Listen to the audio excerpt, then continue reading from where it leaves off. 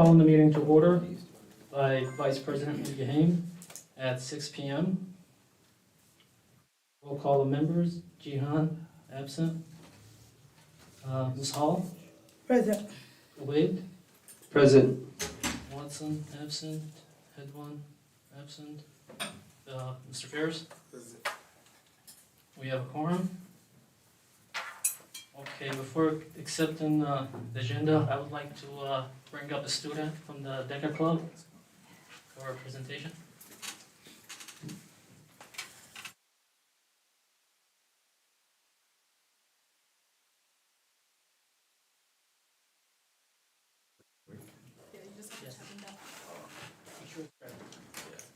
Hello. Oh, Good afternoon. My name is Mohammed Udin and I'm joined with. Priyanthi Roy. And we are here today to bring awareness to and seek support for the Hamtramck High School DECA chapter. DECA is an international organization that prepares emerging leaders and entrepreneurs in marketing, finance, hospitality, and management in high schools and colleges around the globe. So this March 14th, dozens of our Hamtramck DECA students will be heading to Detroit for the State Development Conference. This event marks our second opportunity this year to apply our marketing and business knowledge competitively. To participate, each DECA chapter, including ours, must submit a comprehensive chapter campaign by a set deadline. This campaign aims to engage our members and community in the world of business. So as part of our Hamtramck DECA's advocacy campaign, we are reaching out to you, our esteemed school board members, to raise awareness about our chapter's activities and goals. Our goal is to not just represent our school and community with pride, but to also return with awards, aiming for a landslide victory at the state conference. Such achievements would highlight the application of the skills we've learned through DECA. So we are eager to showcase the dedication and expertise of the Hamtramck High School DECA chapter members. Your support is cherished and contributes greatly to our success. We sincerely hope you will consider backing our endeavors. Thank you for considering our request for your support. And if I may ask if we can all grab a picture together. yes, absolutely. All right. Sure.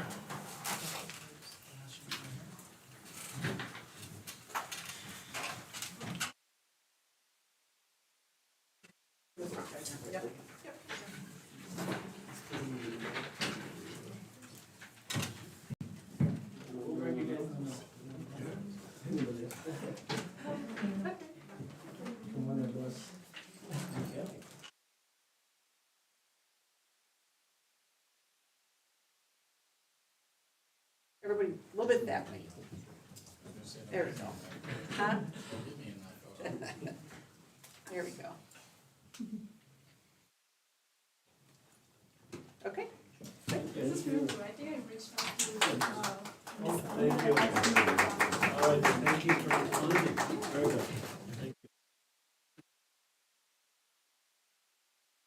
Thank you. Moving on to resolution number 1, acceptance of agenda. Can I get a motion? Motion. Motion by Mr. Wade, second by Ms. Hall. Resolved that upon the recommendation of the superintendent, the Board of Education accepts and approves the agenda with any additions or deletions. Ms. Hall? Aye. Mr. Wade? Aye. Mr. Ferris? Aye. Resolution passes, motion carries.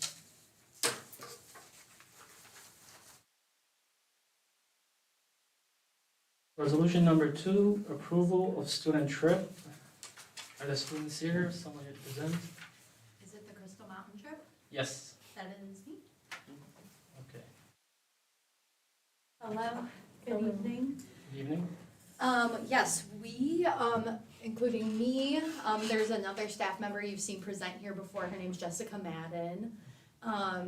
Also, we've got 3 other staff members who hope to take students. This is our 3rd annual trip to Crystal Mountain. We've been holding nightly events at Mountain Brighton where SOS Detroit and a lot of our other partners have contributed and helped us to fund to take over our nearly 50 students to Mount Brighton to learn to ski or snowboard. So some of those students have returned for the third year, some for the second, some this was their first year. And we are hoping to take them up to Crystal Mountain with the help of our community partners. We have it completely funded. So we're not asking for money, we are asking for approval. It really is so cool to see. Of course, the ski and snowboard skills are awesome to gain, but it's really also about the social emotional benefit of learning new things, stepping out of your comfort zone, the social interaction. Those things are just so important, and it's hard to really put a numerical value on that. So that is why we are here and hoping for your approval today. Yeah. Is your- This is Ms. Madden, yeah. I was struggling, there's no place to park your bike apparently here. I had to find Your bike a, helmet, yeah. yeah, I've been like 5 minutes trying to find a place to hook it up. Did you I get- answer all the questions? There was not, Sorry. we didn't get to the questions part, I kinda just gave a rundown that, yeah, we had a lot of funding, that you've been working really hard in gaining, and that it's not a funding issue, it's really an approval issue. We're going March 6th to the 8th, students will miss 2 days of school, however, they know they're still responsible for all the assignments, and we work with them to help to manage those. So when they miss school, do they count as an absence? It's excused It's absence, excused. so they can make up their work. So they should be ideally telling their teachers now, Okay. that they'll be missing. Now, I don't know if Kim said, I apologize for being late. But yeah, we did get a grant from Michigan Snow. It's $3,200, almost $3,300 to pay for bus and groceries. And then SOS Outreach, which is the organization that does the ski and snowboard programming for us and Tau Beta now. Ms. Komar is here. So they're sponsoring the $50 activity fee, which is a huge break from Crystal Mountain. And I did just get an email right before coming over. Crystal Mountain is also, they're comping 3 houses for us, for students and staff to stay in. Yeah. So, The female students stay in the Amazing. house with the female staff, and the male students stay in the house with male staff, so. and it's become tradition, our students, they will be contributing toward a meal that they make. They all organize to bring cultural foods from their families, and they cook a big meal, and we invite the Crystal Mountain staff. And so Hamtramck is on the map up north because Big of time, that. Big And then time. the students, they give them some Hamtramck shirts and things like that as a way of, expressing their gratitude. Nice. Don't This forget is- to take pictures like always. Oh, yeah. Yeah, and this is trip number what? 3, this will be our 3rd year, yeah. And I don't know if Kim told you, but the group of students going up there, 2nd and 3rd year students who have participated in the program. It's just, so the students have gotten a lot of skills, and, it's also a great career exploration opportunity because they're meeting people who are professionals, not just in outdoor industry, but also hospitality. And I will say that one of our students last year who participated for 2 years through the SOS organization was given an opportunity to work with one of the Harvard interviewers who helped run her through the Harvard interview before she was interviewed, and she did make it into Harvard. I mean, a lot of that was her own work, but it's just the group is, it's kind of like a well-networked across the U.S. Organization, but we are their first Midwest group, and they love Hamtramck. They love working with our Yeah. kids because they're just We're they're trailblazers awesome. here in Hamtramck. So Nice, go Cosmos. yeah. You're asking for permission and for prayers for snow. Yes, yes. Probably both, I yes. did just check the weather too. Yeah, they're going to be in the 60s up north. I was there last week, and they make snow. As long as they get cold nights, they make snow. It should be all right. Any other questions? When are you gonna make your ski club? Say again. When are you gonna make the ski club? Well, we're Coming it's up. official. I mean, I don't know. We doubled from we had 32 students participating last year. This year we were 50, and we kept our commitment. We had 25 female students, 25 male students participating. So yeah, to make an athletic ski snowboard, it would take, we'd be up for it, but it would be a huge financial commitment, to compete where other schools are. I mean, they're up at mountains 3 times a week and, you know, busing and coaching. However, you know, if we get kids in Hamtramck who are loving skiing, snowboarding through years, Yeah. anything is possible. Yeah. So, We would yeah, love we're that. gonna keep with the program, and it'll be nice because the Tau Beta students are, I think, mainly 7th graders that are participating. So those students have the opportunity to do, you know, 7 years of mentorship, so it's really cool. Nice. Okay, just curious, has there been any incidents, like say? Yes, Okay. I mean, you know, just like a football team or a basketball Right. team, you're gonna have injuries. Yeah. Yeah, we've had, we did have a concussion last week, or 2 weeks ago. Yeah. And that student, because their ski patrol is always right there, and they are EMS trained. Ski patrol's like, they're pretty awesome, or they're trained as paramedics. I Yeah. think. So they, I mean, we caught it, you know, right away. Something was off, and but they were very, very careful and observed the student. And then we got the student, we walked the student home, and had parents take him to the ER immediately, and. He took a day off of school Yeah. and was back. Yep. So, and then we did have another one who got a little brave, and he decided to go in the terrain park, and he took a little face plant, but he's fine. Just like, you know, in any team, yes, there's going to be some risk for injury. Yeah, so. But Anything else? Okay, we'll wait for board member. all right, thank you. Thank you. Sorry. Thank you. I was glad you were here. Thank you.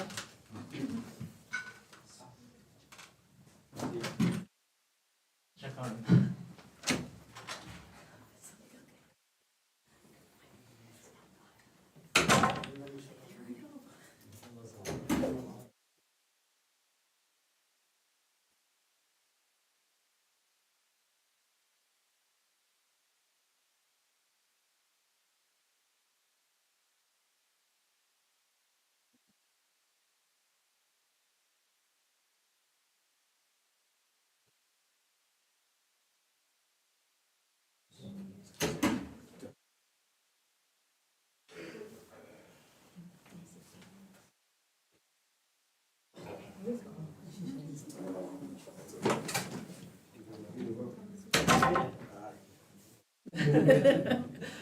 Okay, approval of student trip, can I get a motion? Motion?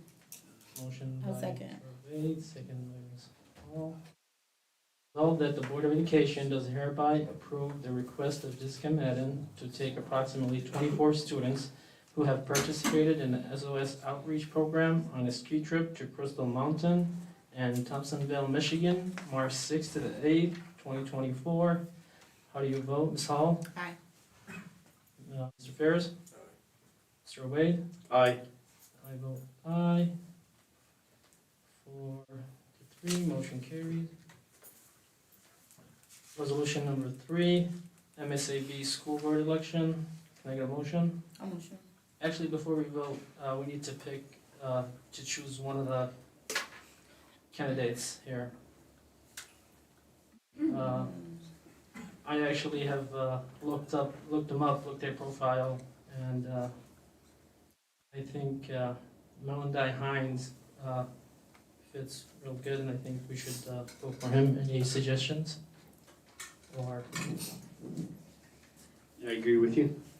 As long as they're Wayne. that's what I say. Yeah, Doesn't really matter, as long as they're Wayne. Yeah. Wayne County. okay. Okay, can I get a motion?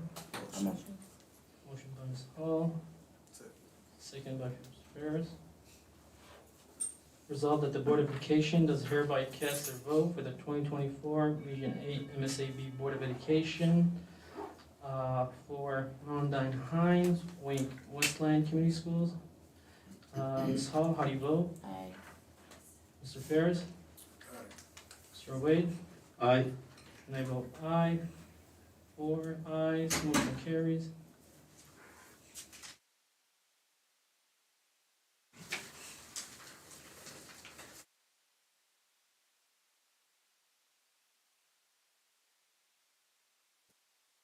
We go to study sessions for the board policies.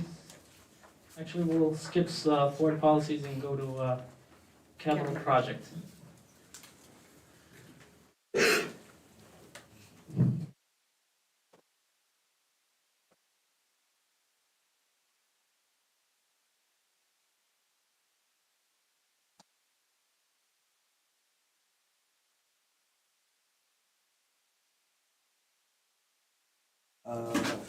Yes, please.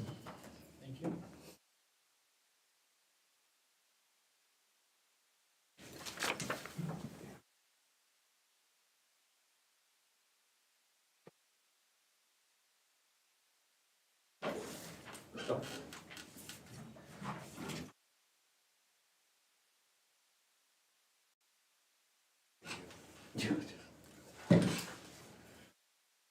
Okay, well, thank you for letting us present tonight. I have Ron from Plant Moran Cressa, owner's rep. We also have Andy and Mike from PIA. Yeah. Yep, I'm here. Took Sorry. classes today, sorry. Okay. So we have the team, so if there are some questions that we can't answer, we can bring them up and we can answer any questions. With that, I'll turn it over to Ron. Very good. Again, thank you very much for having us in to present this capital improvement program update for everyone. And actually, we've got two presentations this evening. We're gonna start out with the update presentation, and then we'll go on to future projects, future potential projects. So, tonight, what we wanna do is we want to cover the who, what, where, when, and how of the entire CIP program. We're gonna do this in three different sections. Section 1 is an organizational chart, who are we? Section 2 is the schedule overview, and that is the what, where, and when are we doing things. And then Section 3 is the financial summary, or how we are doing things. All right? So let's move on to the team organizational chart, or the who. You can see there that as we work our way down the organizational chart, of course, we have the Board of Education on top. Then we have administration. And then off to the left there, you'll see Plant Moran Real Point. And Paul Wills, the partner, is in charge of the project, and I am Ron Zahorski. As Jim noted, I am the PM lead. And we will also be joined by our finance manager and also a number of other people supporting me at the office. Okay? So that is sort of the owner's portion of the team. Then we move down into the design and construction portion of the team, the overall team. And you'll see, of course, you've got partners in architecture led by Michael Malone and Andy back there. We also have Frank Rewald and Sons. And then there are additional professionals who will assist us as we move through this. And those people range from your abatement or the environmental consultants, your district legal counsel, people of that nature. So there's a lot of people supporting this program that we need to recognize. So moving on, the CIP schedule overview. This is the what, where, and when portion of your project. So if you take a look at the screen, or it might be easier if you just take a look at your page down there, because that might be a little bit small on the screen. So the schedule overview, if you take a look in the far left-hand side, it's broken down into projects that are complete in construction or active or in design, and that's on the boards in the architecture office. So the projects that are currently complete or very, very close to completion with only a couple little things to clean up would be the whole brick kitchen addition, Phase 1 HVAC, which comprises 4 buildings, and then Phase 2 HVAC or ECE. That's what we've got already behind us. We also have behind us at this point in time the KMS elementary structural repairs, and also the ECE and Holbrook windows projects. So we already have a lot of projects behind us, a lot of progress in this program. And right now, what we've got in construction, or the green section, we've got Phase 3 HVAC at Holbrook Elementary. And we have Phase 4 HVAC at Kosciuszko. So those are in process currently, in design or on the boards in the architect's office. Dickinson East window replacement. And that's actually coming off the boards and it is currently in the bidding phases right now. It hasn't officially entered construction yet. It won't go there until we actually give an award for that, so we just consider that still in design and bidding. But those bids are due this week. So that will very quickly join the in construction or in progress. So we'll have a lot going on. If you turn the page, there's even more that we've got going on in construction. And these were just recently approved in the most recent board meetings. Those are the Hamtramck High School Window Replacement Program and Phase 5 of the HVAC or Dickinson. So again, we've got a lot of things coming up this summer. There's gonna be a lot of progress, a lot of activity, a lot of great things going on in your district this summer. And again, on the boards also being planned is the HVAC Phase 6 for Hamtramck High School. Okay? So that is the what, where, and when of the program. Okay. Why don't we move on to the next, or the financial overview, or how are we actually going to do all this stuff? Okay, what are we gonna use to do this? So up on the screen right now, it's a cost model, and what this is it generally puts all of your $42.5 million into three big buckets, and the three big buckets are the HVAC at $29.9 million, Windows at $7.7 million, and then other at $4.9 million. So that's generally how we are breaking that $42.5 million down, or all those things that we already covered in the schedule. All of those things in the schedule generally fit into one of these categories, and that's the lump of the three. So some of them already been paid and some of them is still. That is correct. Some of them are done, some of them are in progress, and some of them are still on the boards. Okay? So that's generally how we are lumping everything together. So let's move on. Let's talk a little bit about where these funds are coming from and what, where we're at actually in terms of spending. So that was a great leading question about what has been spent, and some of them are on the boards. That's a great question, and this should answer your questions even a whole lot better. So if you take a look at that left graphic there, that's the expended cost to date, or in other words, that's what we've already paid out of pocket. We've already paid out of pocket $14.7 million. And again, that pie chart up there will break down what funds it came out of for that $14.7 million. The chart to the right are those things that are in process right now or encumbered. Those are the things that I said are going to be happening this summer. That's $9.2 million worth of work that's coming up right now in encumbered, or things that have contracts signed to be done. Now, if you take a look at the very bottom of the page, we've got the little chart right there, and it helps you sum up and understand where we're at and how we get to the 42 million. So expended cost to date, or finished completed projects, 14.7. Encumbered cost to date, or what's going on, what we've signed contracts for already, 9.2 million. And then the last two lines are how we are breaking down the future projects, those projects that we are either on the board or that we're planning to do. That's the 4.9 million general fund, and the ESSER 3, 13.7. All up to 42.5. Used any ESSER from the first one, from this From ESSER 2? ESSER one? Oh, ESSER 1, no. It's all Expired. ESSER 2 and 3. Okay. ESSER 2, when is it expiring? It already expired. We've already, that was September 30th, and then we had had to submit the How final much, expenditure. how much did we use from ESSER fund? I believe it was about 5.9, 5.6, 5.9. How much the total was? I'm sorry, How much was the total ESSER fund? total ESSER funds was 15.647.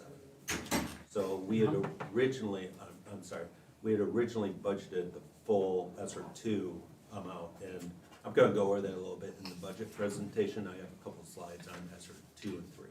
So if, I could answer it now, but if we wait, I'd probably answer it better then. And how much did we lose from ESER one, ESER two before expiring? We lost nothing. When I started in the district, August, with, you know, again, back to your question, we had budgeted the full amount of ESER two, about 15.7. We had, I believe it was about 2.9 million at that time spent on construction projects. We had to, Nate Talbot, whose grants Okay. does a great job. We worked with staff and we were able to move out of general fund and basically take ESSER two funds, or general fund, and move them into ESSER two, and some of the funds from ESSER three into ESSER two. And I'll go over that a little bit more in the budget presentation too. Thank you. Go ahead. Okay. So, turning the page. This is the construction cost model overview, again totaling out to $42 million.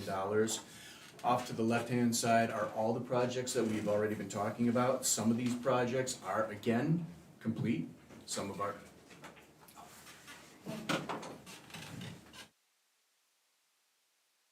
Wait 1 second.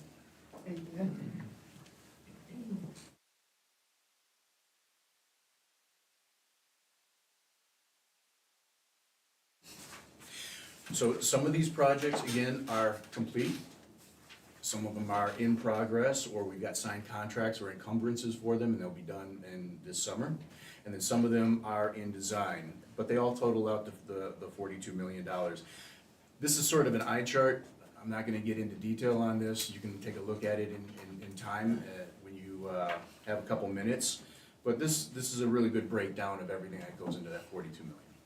I can see that, but I have a question. Is Sure. this for we haven't hired or got a bet, is the price will be changing? I was gonna say, I think I have a similar question. Sorry, Plant Moran or Partners Architect?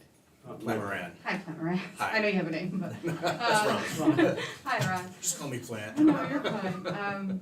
So I think I'm asking the same question Mr. Obed is asking. So typically, when we worked with architect firms in the past, we would just get a final bid presented to us. Mhm. And I think we've inquired about being involved throughout the whole bidding process, from when the bid opens, who the options are, who we select, et cetera. Do you understand? I do. Thank you. Is that your question, Mr. Obed? or- No, also, you know, for the pricing that you guys have putting for a project that has been not started, is it gonna change? So, Like The- Dickinson East,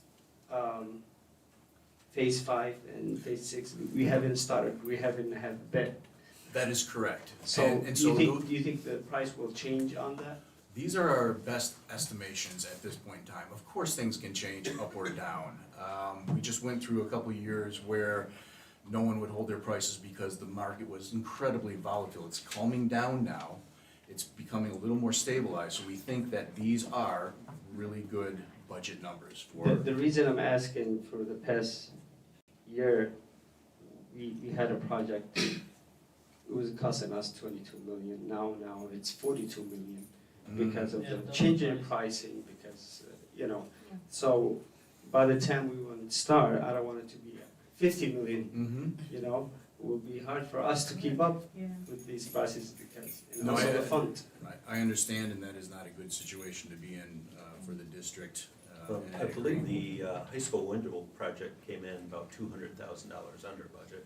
Okay, It was sounds budgeted good. at, I believe it was 3.4, it came in about 3.2. We like to save them. Yeah. And, I don't like the number to go up and again change it on us and. well, and I'd say these are not numbers from 2 or 3 years ago. These have been updated recently. I believe they were These, within these, the last couple months. correct, and these numbers are generated by one of our partners in this, or one of our team members, Frank Rewald and Sons.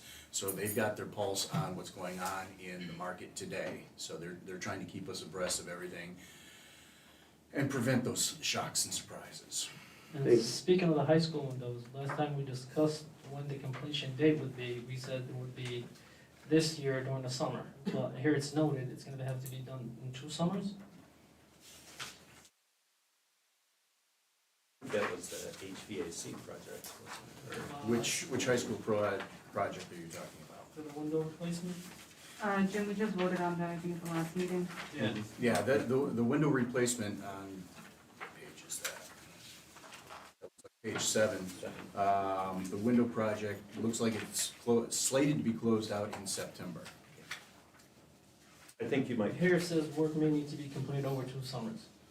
That may be a carryover, but you know something, that's a really good question, and I can't see why that note is lingering on this. Let me get with Frank Rewald and figure out why that's on there, and then I'll get back to you via the, Because that was a question prior to approving this, that would be completed in one, this year, right. so, Yeah, I remember at the meeting, we said we were gonna get an early start right after school Yes. ended yes. and be able to That's why complete it. we go ahead and put it in the last meeting to, let me get an answer for you. Thank you. Ron, the windows are supposed to be done this summer. They're supposed to be done this summer. this summer, not till summer. So I I just will, don't like it being on paper that it's gonna be 2 summers. so I will confirm that with Rewald, who helped develop this schedule, and then we'll get you that final answer. Thank you. I think My pleasure. that 2 summers is supposed to be for the HVAC, because that would be over 2 summers. The reason why we took, or asked for approval at the February meeting was so we could order the windows to make sure they get here before summer and complete the project this Yeah, summer. they do have that noted for HVAC as well. Oh, Yeah, finish summer 2025. gonna have to get better glasses. That's why I questioned it. Okay, all right. So, again, on the screen, this is just a really good breakdown of our $42.5 million, if you want to get into that detail.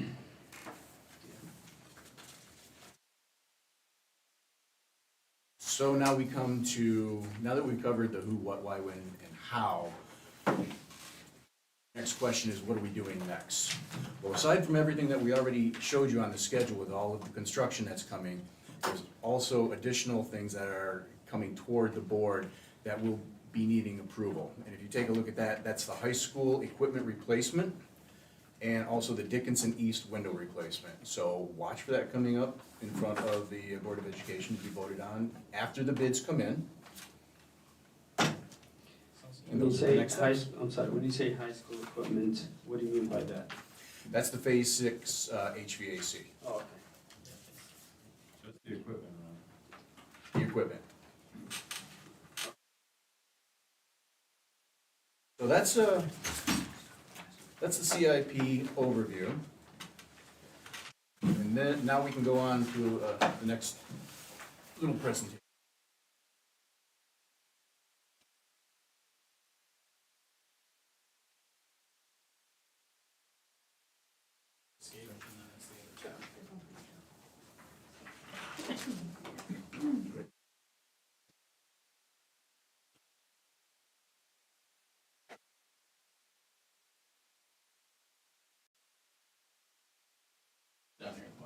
Oh, okay. All right, Devin? The full screen. Oh.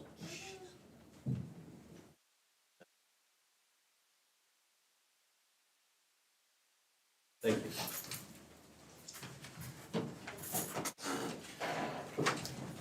So what this presentation is about is a little bit more of the, sort of the what's next for the district. This gets more into things that have been grouped together as potential projects. None of these have been verified, none of these have been actually solidified. So what we want to do today is just review them, and then we'll talk a little bit more about what the next steps for these are when I'm done with the presentation, okay? So let's take a walk through this right here. So the first potential project that we have for consideration is the Dickinson West Edition. This project primarily targets the idea of getting rid of all the portables and actually building hard brick and mortar construction, something more permanent for ourselves. It is 10 classrooms, and it also provides new ADA access to the existing building via an elevator that will be built. New entrance, principal office, secured vestibule, so there's a lot of benefits to this. But the biggest one is no more trailers. Yeah. Second building, or project that is a potential, is the Conant Building renovation. This is about 9,300 square feet of renovation in an existing building on Conant Avenue. In it is just a variety of different office spaces, including pupil services, special services, children's hospital unit, the IT department, and some adult education professional development spaces. Next project that we've got in consideration is the Joseph Campo building renovation. Again, it's an existing building, potentially renovated, 9,800 square feet. And the scope for this is to support the sport services for the district. And also, it has a small section of collegiate academy programs residing in there as well. Moving on, Dickinson East lower level renovation. So down in the basement of Dickinson East, there's about 4,000 square feet that we may potentially improve. So you should you decide. And what it's for is addition of an ADA toilet room and increased lower level egress upgrades and interior upgrades for the 3 special education classrooms currently there. Then last but not least, we have the high school / community center connector. This is an at-grade connector, which it also gives you a weather-proof environment to cross between the buildings. So those are a few of the projects that are potential projects at this time. All of these, and this page right here kind of sums it up for you, each of the projects, their values. We've got about $23.1 million out there in potential projects, obviously a little bit more money than we have. So what the ask is and what we're looking toward the board to do is to take a look at these projects, prioritize these projects, and then come back to us and direct us, team, this is what we want to do, and in this order. And from that, then we can update the cost model and figure out what room do we have within the capital improvement program. Also, there are, No, go ahead. some other projects that are not listed on here that, when we, in the fall, we walked around, we met with the principals, had building and grounds. High school, and I think everywhere in the district needs restrooms. Also the auditorium needs some loving care, I'd say. And there are some other areas in the high school that would be on this project. So what we're really looking for is, to get all the projects listed and then do a prioritization from the board before we're to go out and do work on any of the projects, because what we really need to do is to just compact our projects and work on the ones that are priorities. Next project would be the board's priority. If it's, I'm gonna say Dickinson West, I know that's a high I was priority. gonna say, it's the most expensive, but unless I'm wrong, I feel like most of the board understands it's a priority to get rid of those portables. I So- agree. It is, and I have a request if we can have the whole steakhouse, holder to enjoy in these discussions, Oh, yeah. to get opinion from everyone. So Jim, context, I think last summer was it, DW staff came in and expressed concerns about, issues that they were having in the portables, and I think KMS Oh. staff in the building itself, like the 3rd floor is like super hot. And I believe there was supposed to be work started with the stakeholders at DW to see what they would need. Okay. Can follow through, question mark, this wouldn't be for you, Ron, but I- to see if some of that work had started. Was that at the May meeting? I think so, it was, Yeah. I think Roberta was. Because was I hot. watched that meeting, I didn't Yeah. start until August, but I didn't catch the stakeholder meeting, so. I mean, for the future project too, we Yeah. wanted to include everybody, making, we would love to have students, community, teachers, administrations be in this discussion so we can better come up with our future plan. Yeah, I mean, what I've done in past districts also is, you try to get a list of all the projects that you see. So you do a 10-year capital plan, you look for all the projects, and then you meet with the community. You have an open general meeting, and then you break it down to, Dickinson West, the high school, Dickinson East. So it's sort of a little bit of a process, and you want to get everybody involved, to get their input. I mean, if everybody came up and said, Dickinson West is, everybody in the community said, that's the highest priority. I've heard that, a lot of issues there. The reason is maybe you might get idea for changing the idea of using the buildings that we need to use, especially the two vacant one now. We might use them for different idea, maybe we don't have to spend that much money, that we need to spend. Right. So we can use it for something else, Mhm. moving this here and, Exactly, and I know that, both buildings right now, we have issues because the insurance company won't insure Camp Out.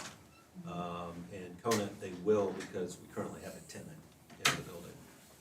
But they're both considered vacant buildings by insurance company. Now Conant would, if you're going to use a building for students, you have to go through a much more thorough process. You have to go to the state has to come out. You're gonna have to upgrade, your fire protection, you're gonna have to do a lot more work. Whereas if that were a administrative building, right now there are offices throughout the building.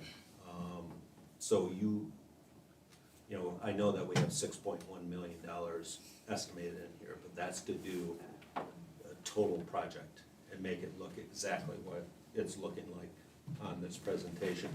But I believe you could get in there for much less. It would take a thorough, deep clean. if we change the idea of being that building. Absolutely, because this building is really pretty small.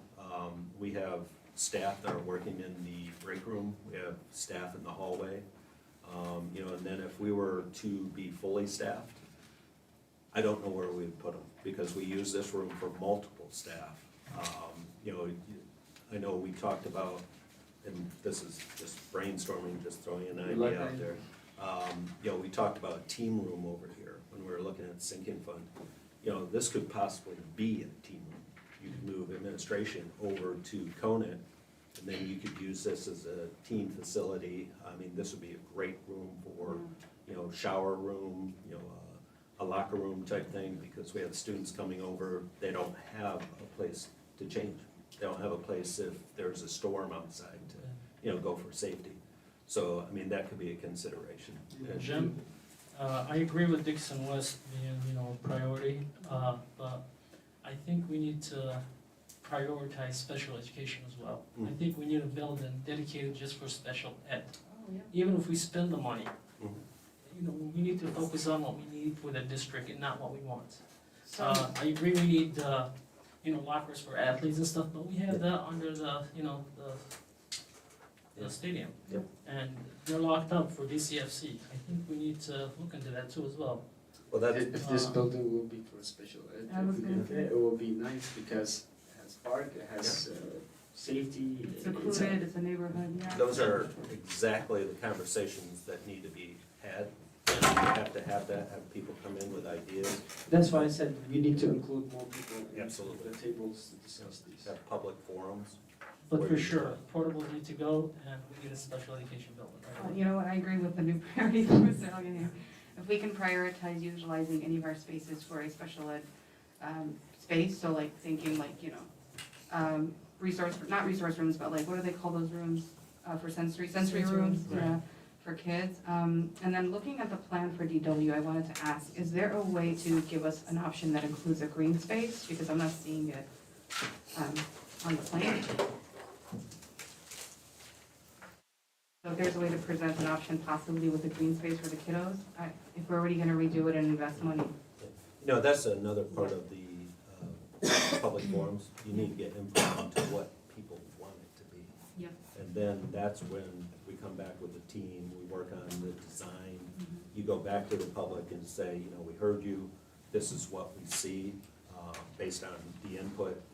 I mean, you're not gonna make everybody happy, Oh, for sure. but, you know, what you're looking for input to get the project done the way the most people want it, the majority of the people like it. And we can't do that by ourselves. Right. So what do you want to hear back from the board on priorities, or can we count today, focusing on DW and special ed rooms? Are you okay with? This is going to be a process. Yeah. I'm not looking for, tomorrow, absolutely not. Got it. Like we already mentioned, we need to get more stakeholders involved. What I wanted to do this evening was at least just get the initial list, and we've already come up with a couple more projects. Put them on the list. Let's put everything onto the list and then prioritize. I think one of the first parts of that process is going to the schools, because those are the people that are in it, they live it. Yeah. You need to get input from the people that are there every day. Great. And students, Yeah. and students. I agree It's, 100%. you know, students will give you some of the most honest, Oh, they will. direct input. I can tell you right now, I would bet that's gonna be bathrooms. Because the high school has one bathroom at the end of the hall. And you can only let, 4 or 5 people in at a time? Yeah. Yeah, it's interesting. Okay, it was a great discussion. I'd like to set up a follow-up, so that way we make sure that it's moving forward. Especially moving on with the priorities. Can I volunteer treasurer and vice president to take lead on them? There you go. Absolutely, I'm up If we for can set up a committee and it. That would be fantastic. We'd be very happy. okay, Chairman. Yeah, do follow, email with next steps, appreciate it, man. Thank you. Okay, giving the mic back to the chair. Thank you. Do you guys want to take a recess, or do you want to go right into the budget? I'd like to take a 5-minute recess, please. Okay, are we okay with that? Please. All right, 5-minute recess.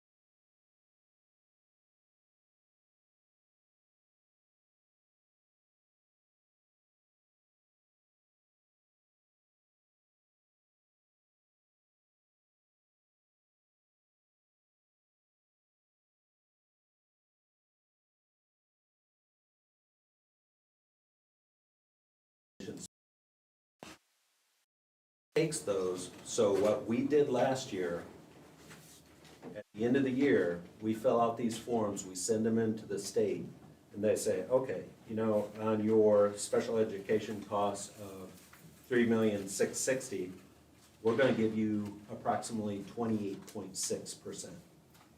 So that's how we get that portion, so we get $1,047,000. Then they look at our special ed transportation costs, and that's 2.254. They calculate approximately 71.4.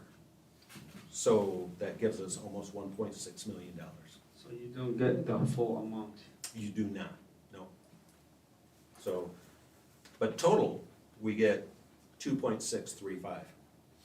So that's how we're funded on special ed costs for that portion of the state aid. And that's really just, like I said, I'm just trying to Yeah. give you how we're funding on all these pieces. Next time, we'll look at something else. Okay? All right, general operating fund. So, this is an overview. I'm going to break it down into local, state, federal, intermediate, and indirect on separate slides. I just want to give you first, you're looking at a full picture. So you're looking at last year, or actually, the original budget, when you passed it in June, was $41,665,000. Right now, we're looking at almost $52 million. So an increase of over $10 million. And I'm gonna go through step by step, local, state, federal, and show you where that increase is. So the first is, we're looking at local. So original budget was about 2.7, we're at 3.3, and down below in the green, what I'm doing is I show you what the original budget was, and I show you what the change or the amendment proposed, at this point it's a proposed budget, how we got that increase. So look at the first line there. So we have interest earnings of $605,000. So that is a resolution you passed in October, allowing us to invest the funds. You know, we have funds, so we changed our banking arrangement. We have an overnight, what they call overnight sweep. So what they do is they take our funds from our general fund, they sweep it into an account, and we earn 4.75% on that amount. And then we've invested in CDs, we've invested in treasuries and agencies. And I'll provide that in a future financial update. I was gonna say, because we've heard in the past that it wasn't a good idea, so looking at these numbers, it looks like it is. No, it's a very good idea. Next slide is state. So there's a lot more going on in state. There's a lot more line items. So we're looking at original budget of about 37.5. Now the proposed amended budget is 44.2. And I'm gonna go over some of the items down here and explain some of the bigger ones. So a really interesting one is State Aid 27Q. So it's called Accelerated Learning Coaches. Okay, I know Mike is sort of smiling here.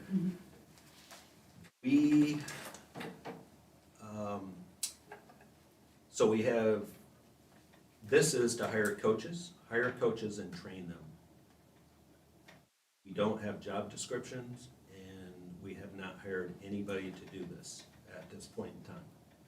So what we really need to do is work with our legislators and ask if this can roll over, because we did not have, sufficient time. When does it expire?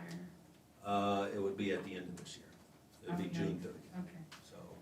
How soon do you think you can hear from them about possible extension or rollover? We've got perfect person here to start working with them. Thank you, Dr. Williamson. Yeah, Now, this one, this is kind of a surprise, I think. It's in the school aid bill. There's no boilerplate in the school aid bill that explains it. There's no language from the Department of Education that recognizes it or explains it. So there's a lot of pre-work that needs to be done, and it was put in as, okay, here's a one-year grant, but without that pre-work, you don't know what the regs are in terms of who you can hire, how you can hire, what you can have to do. It should have been done on the basis that here's for a pilot program and then we'll roll it over into the next year. We're gonna see if we can make that happen. If we can, we'll do what we can. So we can still use it this year? The part of the issue is we have to come to the board to get the positions approved. Before we do that, we have to write job descriptions.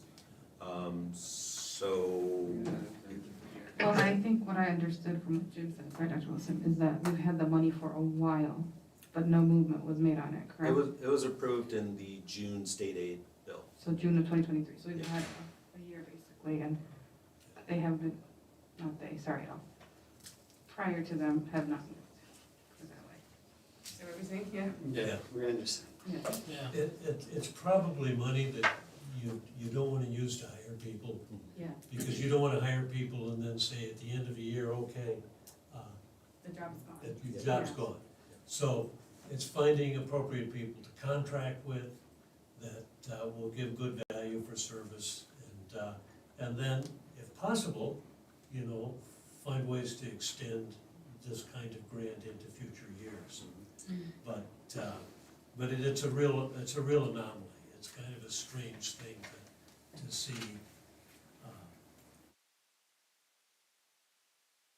First, because there was extra money in Lansing, and they just did kind of a grab bag, I think, And it's specific to Hamtramck.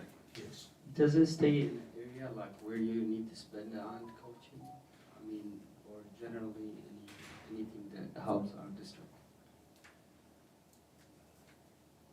Well, the language in the piece in the school aid bill says for accelerated learning coaches, or accelerated learning coaching.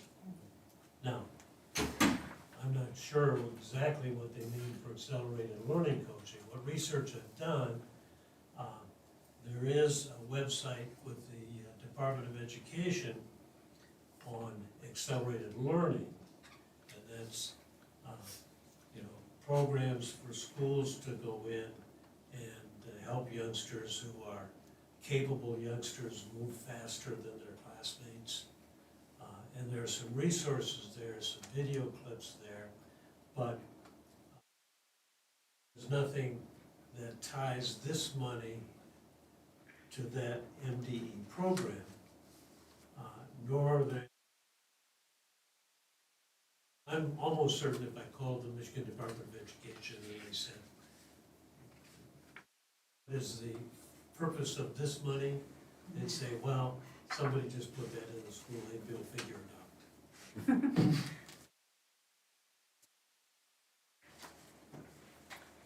And then, just gonna hit on a couple other things.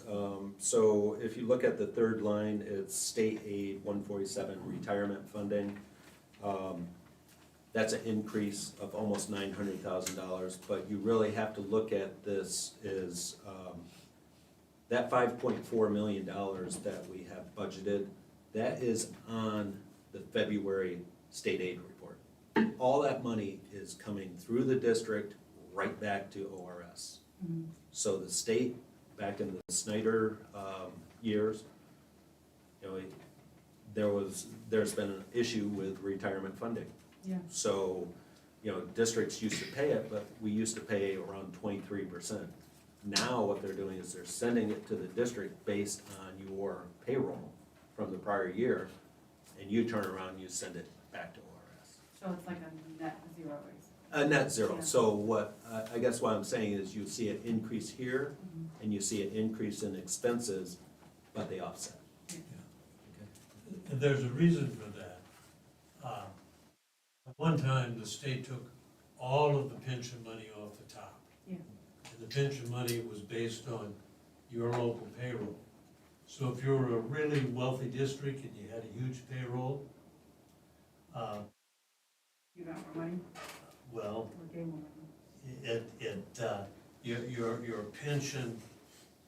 your pension requirements would be greater, but you wouldn't have made a payment because it all came off the top. And if you're a poorer district and your payroll wasn't so great,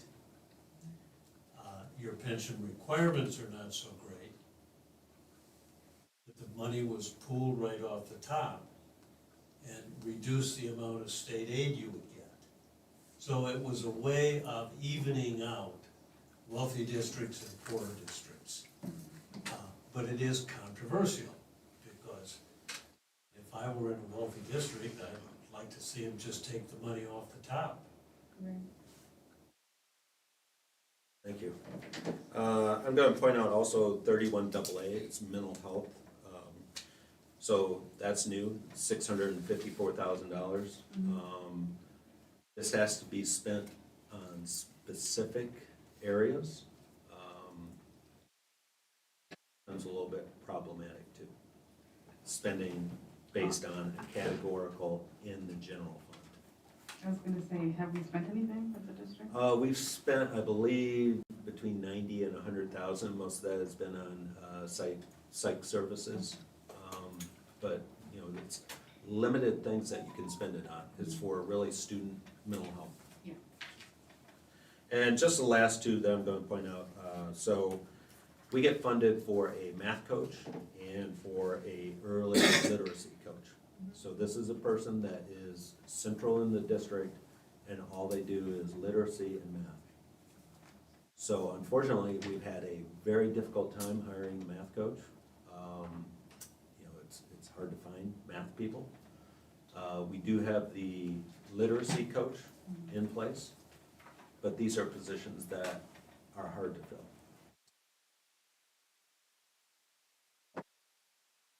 Okay, federal is a little bit more straightforward. So earlier in the year, I believe last year, at the end of the year, you passed a resolution to buy computers. Those were bought in what's called the Universal Service Fund. So with that, what you do is you buy the computers and then you get reimbursed. So we purchased 450,000, so I put 450 in the revenues, 450 in budget expenditures. Medicaid reimbursement, so we have staff that provide services that to Medicaid eligible students, and we're able to get reimbursements on that. So unfortunately, we have some open positions that we don't have fully staffed, so I lowered the estimate from 405 down to 250 to be conservative. I'm hoping it comes in at 400, but I would count on the 250. Then intermediate, this is actually comes through Wayne Risa. So, and we received a rather large prior year special education reimbursement through Wayne Risa of 644, so that's on the books, that's not an estimate, that's on the books. And then Title I Regional Assistance Grant, or called RAG. This is a really interesting grant. You know, I look back at our history, so this is really for Horizon. So we get funded, last year we were funded 252,000. I was working with the principal, trying to figure out, you know, who was staffing this. You know, we didn't have somebody in place. We didn't have somebody in place the prior year. I think that we only spent $50,000 of the amount. The year before, it was about 17,000. We're getting paid to staff people, but we're not staffing them. So what happens if we don't use? We lose it.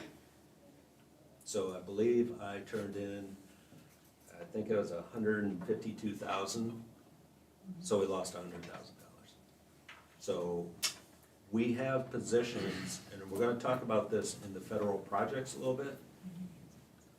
We can staff positions with fully funded money. We just need to plan and do it. Is it because we can't find these people? That's part of it, yes. This gets part of it is now. It's part of it. I mean, it is hard finding staff. I would just put it that way. Okay, last one, this is just sort of, I wanna say, almost free money, so, what they call is indirect cost. So, what you're able to do is charge your federal grants a percentage for administrative costs, so forth. So not direct costs. And the large, amount here is really for ESSER three. So you're looking at $35 million. So we get about 4%, so that's the bulk of this. The other is really from Title I, Title II, Title III, Title IV. All your grants, not all, most of your grants allow you an indirect cost reimbursement, is what they call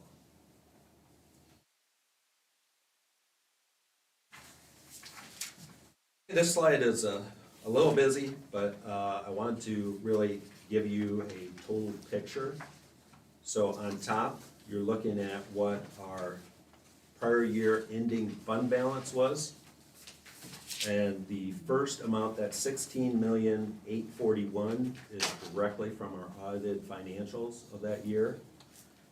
And then you put in the revenue that was for that year, the actual of 38.9, expenses were 38.6. So we actually had a surplus of 289.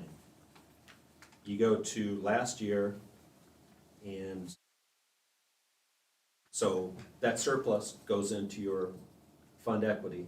So now you carry that forward, and you're looking at what our revenues were, that you saw before, 46.3. Last year, we had 43.151 in expenses. Now, you're gonna ask, how do we go from 43 up to 53 this year? That was ESSER money. So we put a lot of salaries into ESSER 2. All those salaries are coming back. Maybe coming back. So when we funded them with ESSER 2 money, Yeah. we don't have ESSER 2 anymore. And now ESSER 3 is gonna be for the capital projects that we didn't complete with ESSER 2. So now those salaries are coming back to the general fund. But they've always been a part of general fund, right? No, they were in ESSER 2 before, Just for that. for Yeah, that this year. window, okay. Yes, yeah. I have a question here. Yeah, yeah. It says unadded, so we haven't done the audit? I'm sorry. It says unadded on 2000. Right, the audit is not complete yet. So you don't, what happened? If you don't, what happened? I mean. If we don't audit? Yes. No, the audit, you have to have an audit. Our audit, we've had some issues with, Are we planning to have it soon, or I'm sorry? are we planning to have it soon? Oh, yeah, absolutely. Because we don't want to lose funds because of. Yeah, we're not going to lose the funds, the state just doesn't give Give you you the the funds. money. Yes, Yes. so as soon as that audit is complete, we get our funds. So, Something we have to concern. Yeah, because usually, when doesn't the audit happen right before the budget hearing typically? the audit's supposed to be done by November 1st November of 1st? every year. Of every, okay. Yeah. We've had some issues, we've brought in Plant Moran, Yo and Yo is our auditor. We brought in Plant Moran to work with us and to, We didn't change it last year? Yeah. I'm sorry? We were thinking that we changed it last year. No, we didn't. No, it's still Yo and Yo. We didn't change it. I think we talked about changing it, but we never did. No, I think I read it somewhere, that's why I was like, I'll go through my emails, Jim. Okay. I'll All right. double check. Not that I recall. I mean, I believe know you if you you're talked working with about them, it, yeah, if you're but- working with them, you're working with them, but I think Yeah. we understood it as That it we was were changed. changing. Yeah, not it was changing, it was changed. Oh, No, I don't think so. We voted on We didn't vote, that's what I'm saying, I remember reading an We email. talked about it, it. yeah. Yes. So, okay, I'll go through my emails and come back to you, but if Okay. you're still working with Yao and Yao, obviously nothing happened, right? This president was requesting. That's why, I think that's what I remember too, because I'm confused. Don't worry about our confusion, if you're working with Yao and Yao, you're Okay. working with them, but, yeah. I just want them to finish the audit, so. Got it, yeah, that's fair. Yeah. Let's continue. So, some of the increase are, now this is over the original budget, not over the prior year. So sub-costs, we have a lot of vacant positions, so our sub-costs are rather high. We have it budgeted this year at $1.4 million. Last year, or the original budget was $366,000. Last year, we spent $1.3 million. So, and then you also have some open positions in here. Again, you go back, the $2 million for the accelerated learning coaches is in here. So, at the end of the day, this is what we could spend, but we're not gonna spend that, if that makes sense. But we're budgeting for it, for the possibility, Got it. okay? Makes sense. Thank you. All right, federal projects. So again, this is just really just giving you an overview. I'm gonna go over a little bit more detail in the next slide. But if you look at the original budget of 15.58, the budget now, we're looking at almost 41 million. And actually, there's a little bit of a carryover. That carryover will be gone. The issue happened with title funding. The state opened the window back up. So it was due, it's actually due on the 29th. So 29th Nate, this month? I'm sorry, 29 of this month? yes, Tomorrow? 29th of this month. So, Thursday. Oh, there's Yeah. the 27th. so Nate, Heather, and I were working with the principals, trying to, get their programs and get this in. So now this is this year's. We're gonna turn right around and start working on next year's. So really, you should be planning all your grants now and your budget for next year. It should be a process that we work with the principals, we decide what our funding's gonna be. The governor came out with the executive budget. I believe she's projecting a $241 per pupil increase, and then some other things. That's gonna go through the process, gonna go through the House, the Senate. It's gonna change multiple times. I mean, Mike can tell you. At the end of the day, hopefully we have it by early June, so we can build that in, but we can't wait till June. We build the budget starting now. Only problem this year is we have to get done with this year's budget before we can really start. Hopefully moving forward, you won't be chasing like the end of a deadline. No, we're going Okay. to, I can't say enough about Nate Talbot. He does a great job. Heather coming on board, she's working with Nate. We have Bria who's gonna be able to start hiring staff. So, we're getting things moving. Thank you, Nate, Heather, Jim, and Bria. So this next slide, I just want to really show you what the grants are. So the first slide sort of gave you an overview. So again, that really from ESSER 2 and ESSER 3, now the 4 million for ESSER 2 we already have.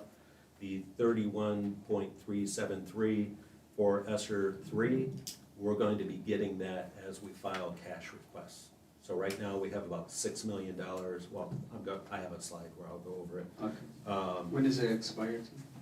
That expires, so you have to have everything encumbered, contracts in place by September 30th This year? of this year. And you have to have it spent by the end of December. Okay? That's why when we have construction projects, very important to get those passed, moving. The window at the high school, I can't thank you enough for doing that at the February meeting, because that allows us to get that project. If there is anything. Yeah, I was going to touch base on that. I think I won't speak for everyone, but I think there's been a lack of information from above you. And so now that we're getting clear, I'm trying to be very diplomatic here. So, and now that we're, getting more clear, I'm gonna leave it alone. Thank you. Well, we understand Yeah, where you're going through. I mean, if there is anything from the health that expedite, speeding Yeah. the process. We willing to have, now we understanding more of these funding and we don't wanna lose them. And Yeah. we don't wanna be part of No, losing them. we're not going to lose them. I do have to point out that now, so this is going to be a little bit hard to understand. So I believe what happened originally with ESSER funds is MDE, and I'm not trying to tattle on MDE, but they said everybody gets ESSER funds. Yeah. Then the US Department of Ed came back and said, no, ESSER funds are for, XYZ. yes. And so they had to redo that. So, it created a bit of an issue with ESSER funds. Now with ESSER 3, I'm counting on going over this budget with you, you saying, okay, yes, that budget looks good next Wednesday. Yeah. Then we have to go back and amend ESSER 3 budget. And we really have to look at it because there's a requirement of 20% has to be spent on learning improvement. So that's $7 million, okay? That has to be spent in a certain way, specific way. Who decide on that? I'm sorry? Who decide on that? As That's stakeholders? state and federal. This was, ESSER funds were for learning loss, and then some other items in there. Now, in our narrative, we do have HVAC and windows in ESSER 3. So, but right now, we only have 10 million of the 35 million budgeted. So we need to get this done so we can proceed and say, yes, this is what the board has said. Then, Nate will be working on it then, so. The title funds, the normal Title I, II, III, English learners, immigrant, IDE flow through, so last year we did not apply for I IDE. was going to say this is specifically SPED funding, right? Yes, Okay. it is. So this year we have 2 years' worth of funding to spend. So, But what do you mean by apply? Your district has to apply for additional funding for SPED? no, last year we did not apply for the funds. So we did not submit the budget to receive the $408,000. So this year, RISA said, okay, you know what, we recognize we're going to give you that money this year, so spend 2 years' worth in 1 year. And I think last board meeting, you approved a behavioral interventionist. That will come through this. Is there a way then to add another one through this funding? Oh, absolutely, yeah, Okay. yeah. And, Tiffany has done a good job of working on the IDEA. Sorry, Bria, I didn't mean to add more hiring requests for you, but I remember it. Because it was, remember y'all, it was the one person for all of our autistic students, so I think if we have the money, let's get a couple. And then, just because, again, this is an education process, so the next few slides, I'm not gonna go over each one, Yeah, but we're at the end. what I did was I put, especially for ESSER 2 and 3, I put when it was granted, how much we received, and then you see the ending obligation date for ESSER 3 is September 30th of this year, to be spent by the end of December, okay? Got a tight timeline. And then for the title, I just gave you what the description is, so if you're ever wondering, hey, I'm approving that Title II, what's Title II? You just see an amount. Here you can go back and you can say, improve the quality and effectiveness of teachers, principals, and other school leaders. Yeah. So it's for training. This is a wonderful walkthrough, Jim. Yeah, I like it. So, thank you. So I've done that for all the grants that were on the page before. So you just have if you ever want to go back and look at it, you can. And then, as I had said before, trustee Abate come back with the ESSER, some information on that. So ESSER 2 recap, again, so this was originally all 15.687 was for capital projects. Mhm. We didn't spend the money. We weren't gonna spend it by September 30th. Mhm. So we went back and we looked at, we brought in salaries and benefits, purchase services, supplies. A lot of these were because there is, we wanted to make sure that it was ESSER eligible. So we took a lot of this from ESSER 3 to free up the ESSER 3 for construction. Okay, we did spend about 5.4 million of ESSER 2 in capital projects. So there was some spending, but again, so we didn't lose the funding, we moved it, Mhm. okay? Then ESSER 3, just a recap. So just looking at the years that we've spent, so 21, 22, you can see every year that we, you know, the amount that we spent.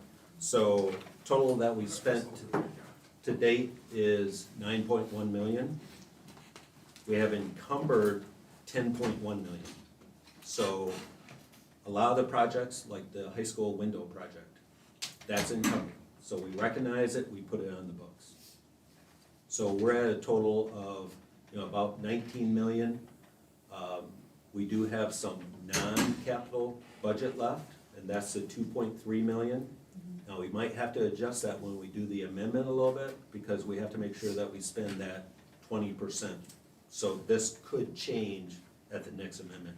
It's not gonna drastically change, but a few $100,000 could go either way. Okay. And so at the end, total capital outlay budgeted, proposed to be budgeted is 28.266 of ESSER. I promise we're getting to the end. There's a lot of information. We got a lot of budgets. That was great information, thank you.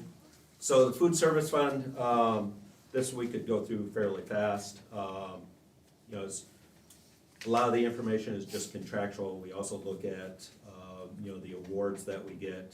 There's not a lot of change here.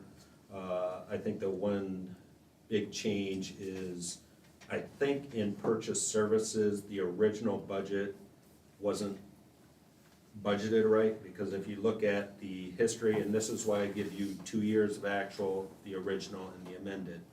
So if you look at 21, 22, it was 1.3 million. 22, 23 is 1.4. The original budget was 786,000. So maybe there was a finger fumble, maybe it should have been 1,000,007, but I trued that up to almost 1.5, so that's really the difference there. Now, at the end of the day, we still might have an issue with our fund balance of food service, because you can only have a certain percentage. Yeah. Now, I know that we were doing capital projects out of the food service fund. We might have to do that for next year too. And last is the recreation fund.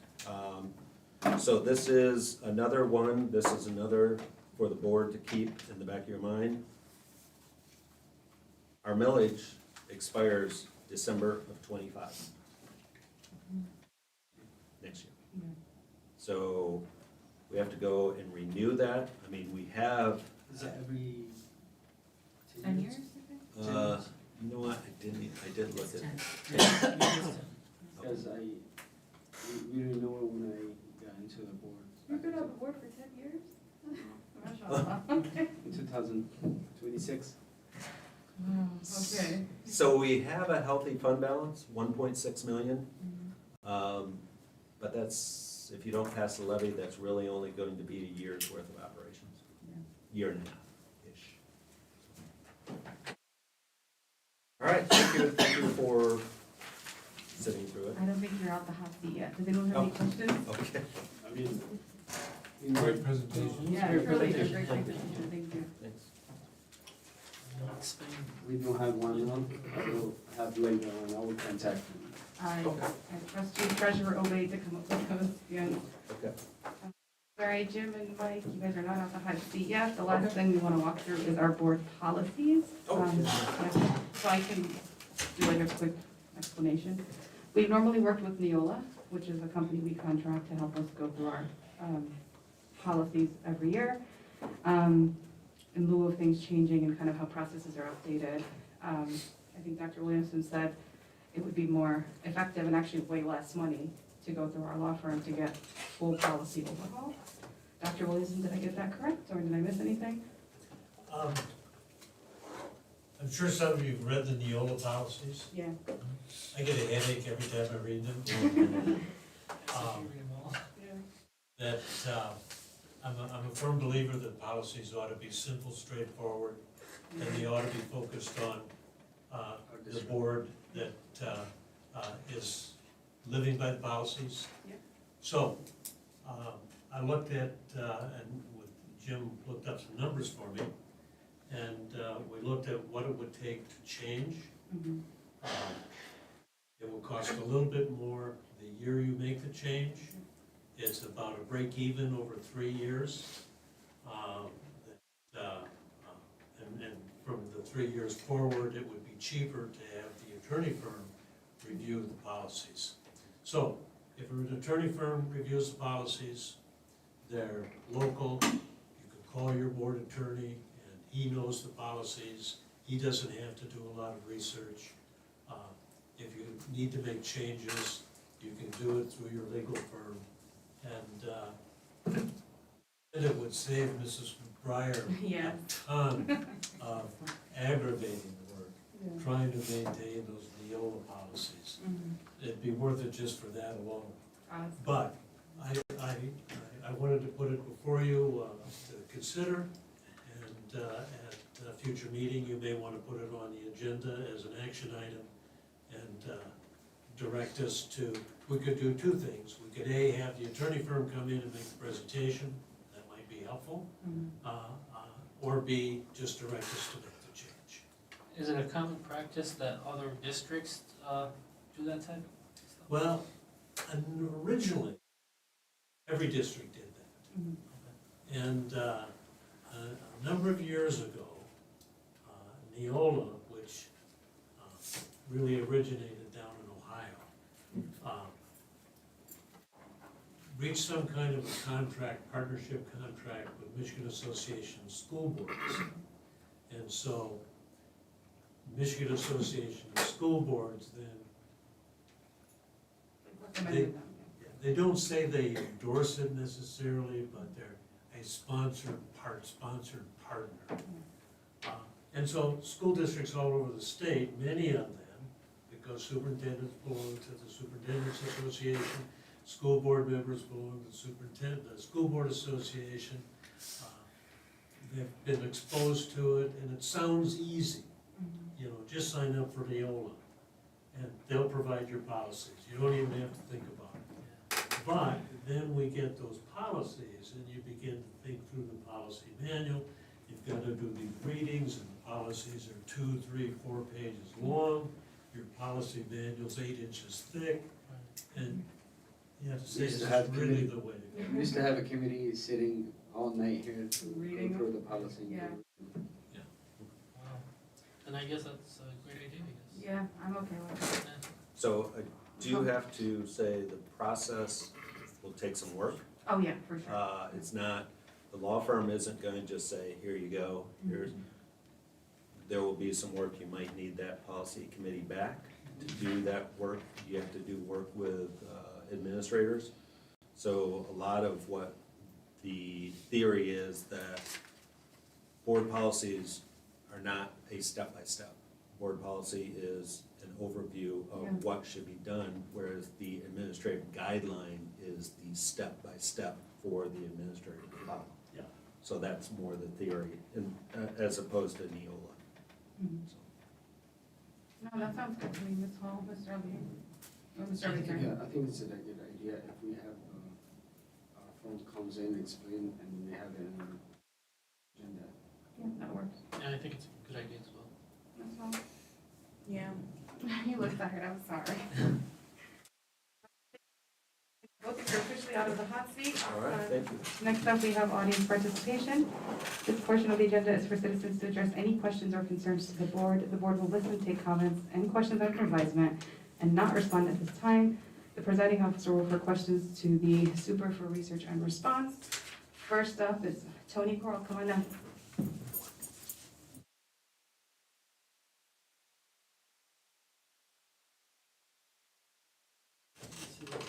Good evening. As the board considers updating board policy, and I think I like this idea of having it done locally, I want to remind the board that issues like evaluation, placement, and discipline, along with others, are now negotiable issues. This means that the district and the union can now co-create the rules around these issues, which had previously been prohibited starting in 2011. By co-creating these rules, the district honors worker voice, which was at the center of the Surgeon General's Task Force on Workplace Mental Health and Wellbeing, which I shared with you last board meeting. On the day that the State House returned the rights to teachers to negotiate these issues, the State House floor leader and representative for Hamtramck texted me that it was a good day for teachers. That's only true if districts truly commit themselves to collaboration. I hope that we can sincerely move in this direction this year and beyond. Thank you so much. Next up, I have Gemal Turki. Gemal Turki.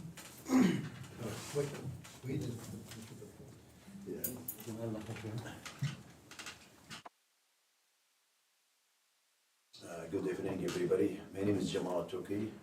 I'm the father of two students in Hamtramck school. And today I have came to show my objection about there is some counselors, they raised the LGBTQ and the flag in some rooms, I think in the high school. And before I address this, I want to confirm that we have good relationship with the whole department in the district. We appreciate what you have done, what you're doing for our students and our kids, and the whole board member, district team, and all the teachers. We like them, we appreciate them, and we believe we have good relationship with them. We want to keep this relationship as well. And we want to keep the school just for learn, and we want to start to advertise for any issue. Last week, my son, he was asking me if it's okay to bring his the Palestine flag with him to the school. So I told him this place is just for the learn. And I have studied the law for 10 years, and the legal rules say we cannot practice private rights in the public ownership. So for all this reason, I'm asking you to issue a decision that that achieve the interest for our students. And thank you so much. Thank you so much. Next up, I have Habib Al-Jofi. Habib Al-Jofi.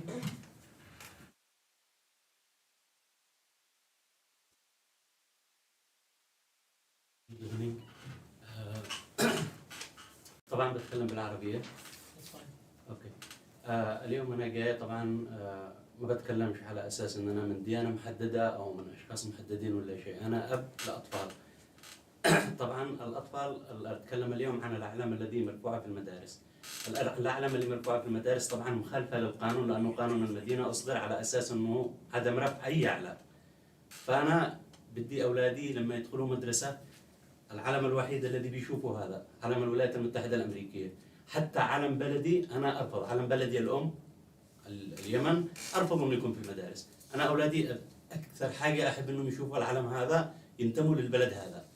فالأعلام لما ترتفع، لما تتيحوا مجال فرصة للناس إنه مثلا كل واحد يرفع العلم اللي يشتيه، فممكن تجي جماعات، ممكن يجي مدرس ينتمي لأي جماعات سواء إرهابية أو أي جماعات عنصرية أو شيء بيرفع العلم، فبتحصل مشاكل. فأولادنا لما بيجوا المدارس إحنا بنحب نعلمهم تعليم، ما نشيش نوجههم أي توجيهات أو أي تفكيرات ثانية.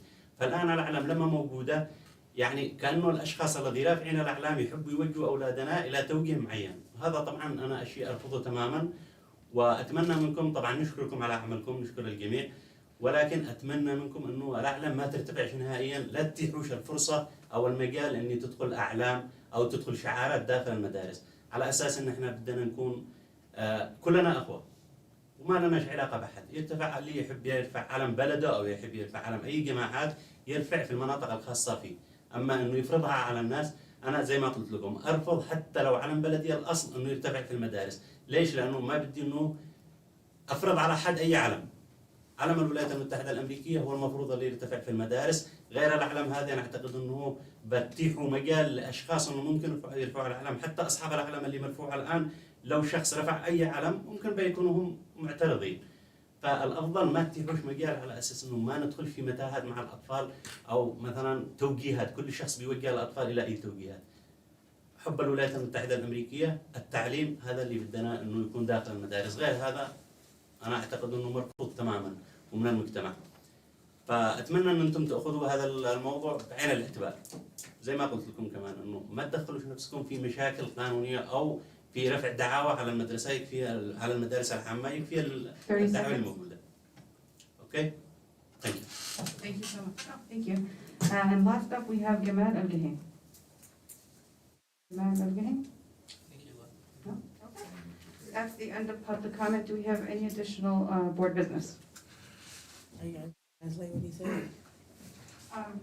People are allowed to participate how they want, so it's not, they're not the elected body, so I don't have to translate it. Does that make sense? So, I can get it after I watch the video for you, that's okay? Okay. Thank I you. wanna know what he said, I'm tired. No,